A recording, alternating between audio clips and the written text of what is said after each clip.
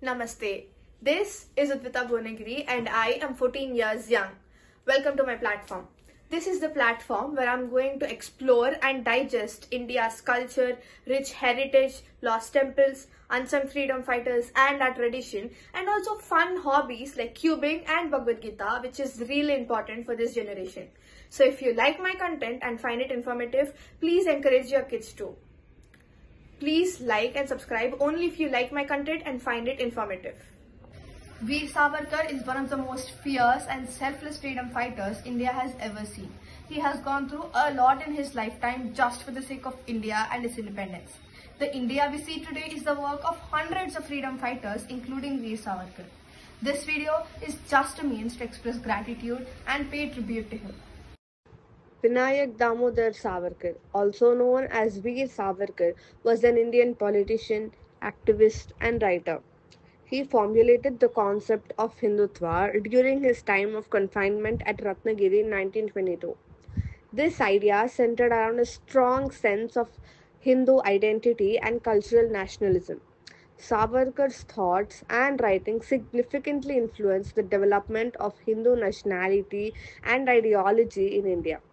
Savarkar began his political activities as a high school student and continued to do so at his college in Pune. He and his brother founded a secret society called Abhinav Bharat Society. When he went to the United Kingdom for his law studies, he involved himself with organizations such as India House and Free India Society.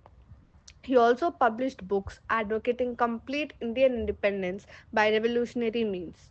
One of the books he published was called The Indian War of Independence about the Indian Rebellion of 1857 was banned by the British colonial authorities.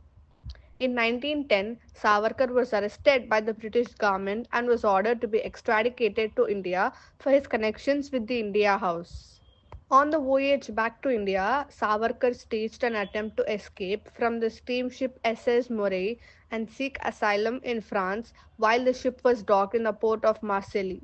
The French port officials, however, handed him back to the British government.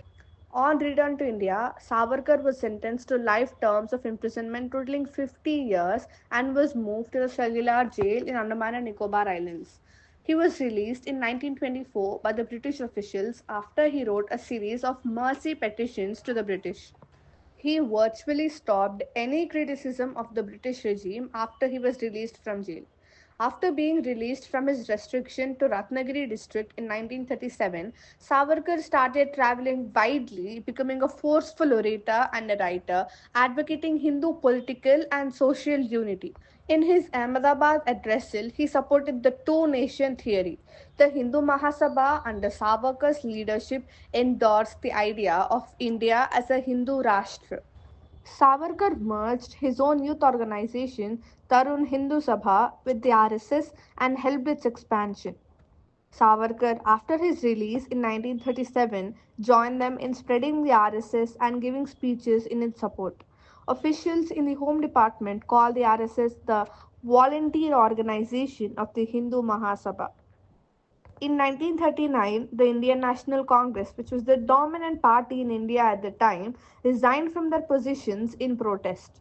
This was because Britain had declared India a participant in World War II without consulting the Indian people or their leaders.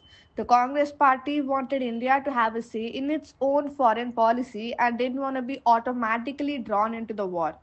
This event highlighted the growing demand for Indian self rule and independence from the British colonial power. The Mahasabha under Savarkar formed alliances with the Muslim League and other non Congress parties to form government in many states. Subsequently, Congress under Gandhi's leadership launched the Quit India movement. Savarkar boycotted this movement, writing a letter titled Stick to Your Posts and recruiting Indians for the British war effort. In 1948, Savarkar was charged as a co-conspirator in the assassination of Mahatma Gandhi, although he was acquitted by the court for lack of evidence. In 1962, 2 years after the release of Savarkar from prison, a biography titled Life of Barrister Savarkar and authored by a certain Chitragupta was published. A revised version was published in 1939 with additions by Indra Prakash of the Hindu Mahasabha. A second edition of the book was published in 1987 by Veer Savarkar Production, the official publisher of writings by Savarkar.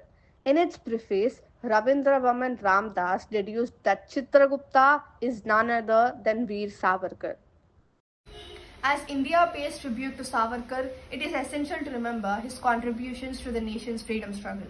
His unwavering dedication to India's freedom and unity serves as an inspiration for generations to come. Despite the controversy surrounding his legacy, Savarkar's influence on Indian politics and ideology remains profound, highlighting the complex nature of India's independence movement. In memory of Savarkar, the airport at Port Blair, Andaman and Nicobar's capital, was renamed Veer Savarkar International Airport in 2002. A commemorative postage stamp was released by Government of India in 1970, and a portrait was unveiled in the Indian Parliament in 2003.